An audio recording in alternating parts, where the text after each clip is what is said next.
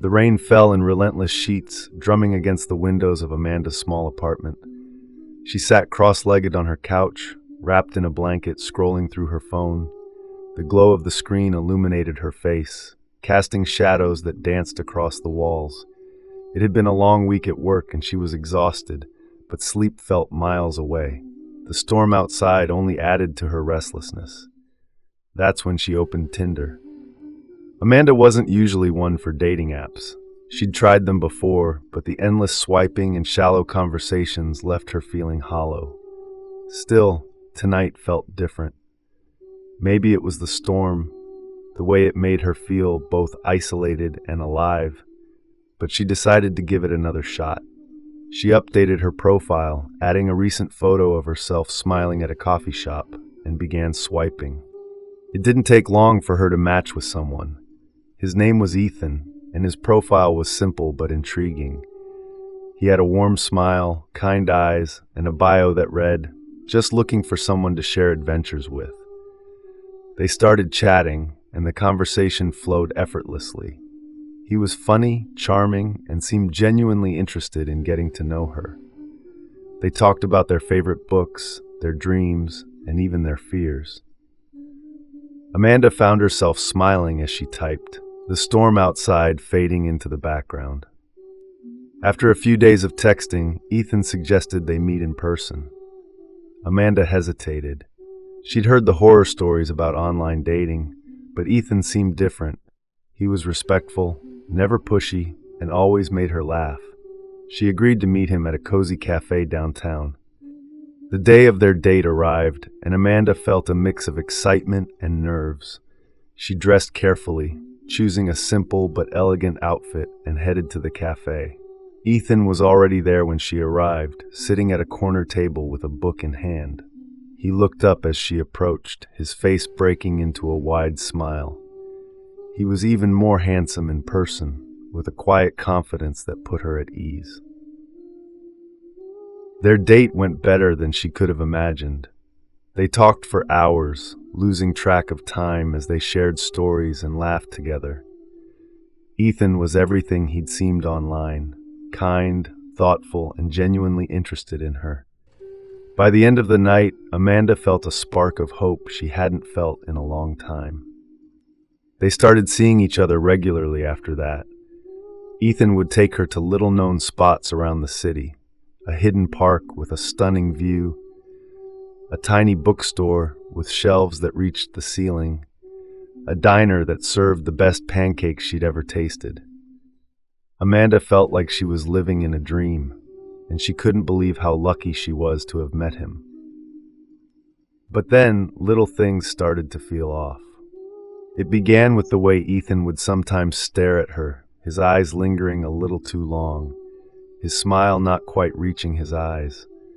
Amanda brushed it off, telling herself she was being paranoid. Then there were the texts. He'd message her at odd hours, asking where she was or what she was doing. If she didn't respond right away, he'd send follow-up messages, his tone growing increasingly impatient. One night, Amanda was out with her friends when her phone buzzed. It was Ethan. "Where are you?" he asked.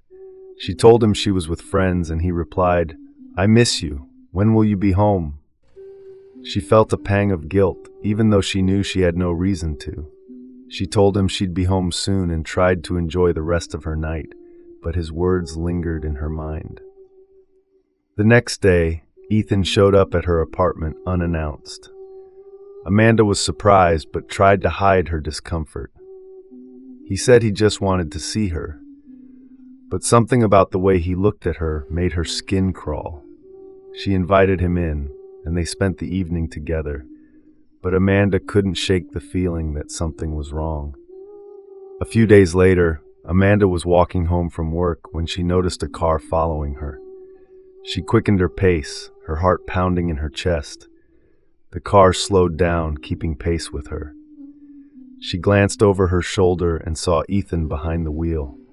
He smiled and waved, but there was something unsettling about the way he looked at her. She forced a smile and waved back, but as soon as she turned the corner, she broke into a run. When she got home, she locked the door behind her and leaned against it, trying to catch her breath. Her phone buzzed. It was Ethan. "Why did you run?" he asked. Amanda's hands trembled as she typed out a response. "I was just in a hurry," she replied. He didn't respond, but the silence felt heavier than any words. The next few days were a blur. Ethan's behavior became increasingly erratic. He'd show up at her apartment at all hours, claiming he just wanted to see her. He'd call her repeatedly, demanding to know where she was and who she was with. Amanda tried to distance herself, but every time she did, Ethan would somehow find a way to pull her back in. One night, Amanda was lying in bed when she heard a noise outside her window. She froze, her heart pounding in her chest.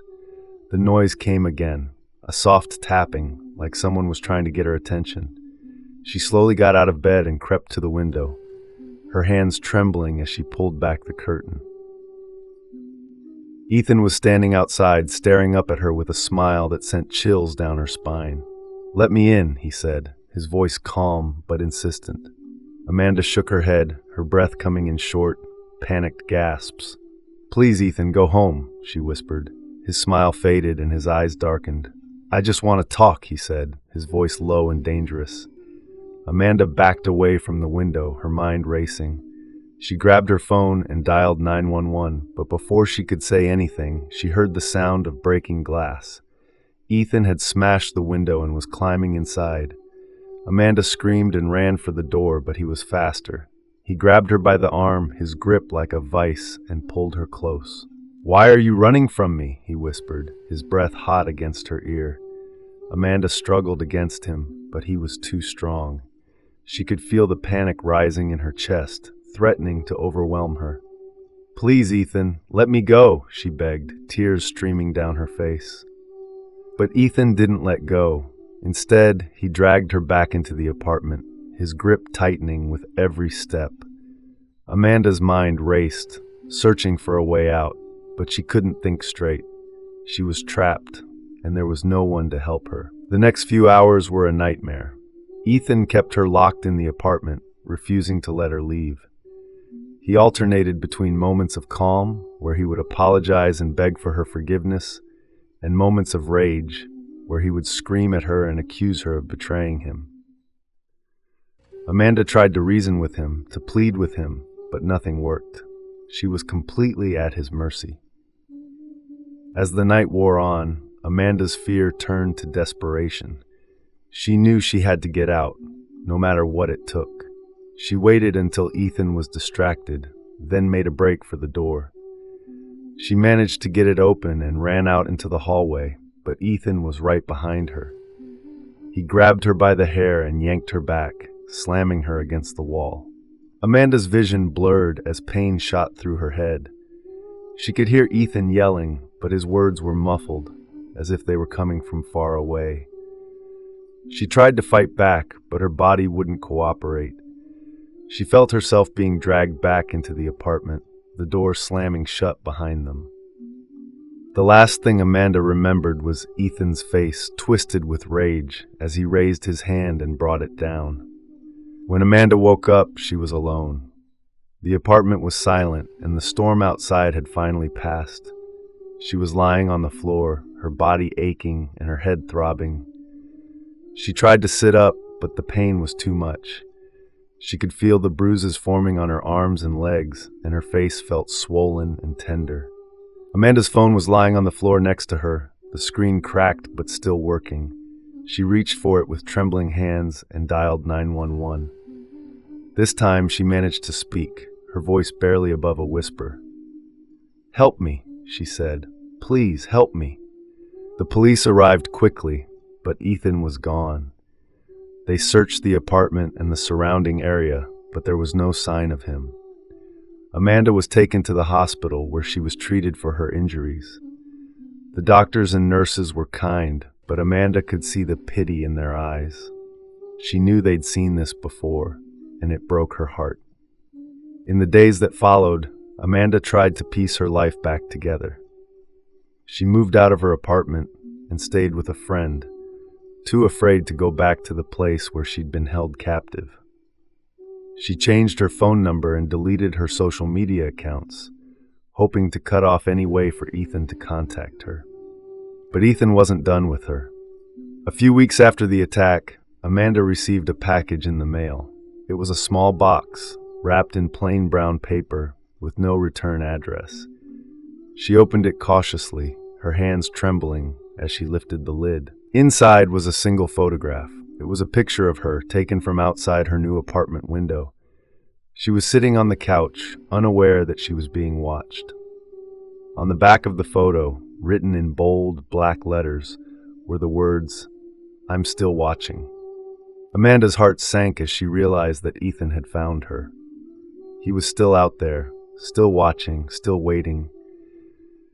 She felt a wave of helplessness wash over her, knowing that no matter where she went, no matter what she did, he would always be there, lurking in the shadows. The police were called, but there was little they could do. Without any concrete evidence, they couldn't arrest Ethan. Amanda was left to live in fear, constantly looking over her shoulder, wondering if he was watching her at that very moment. Days turned into weeks, and weeks turned into months. Amanda tried to move on, but the fear never left her.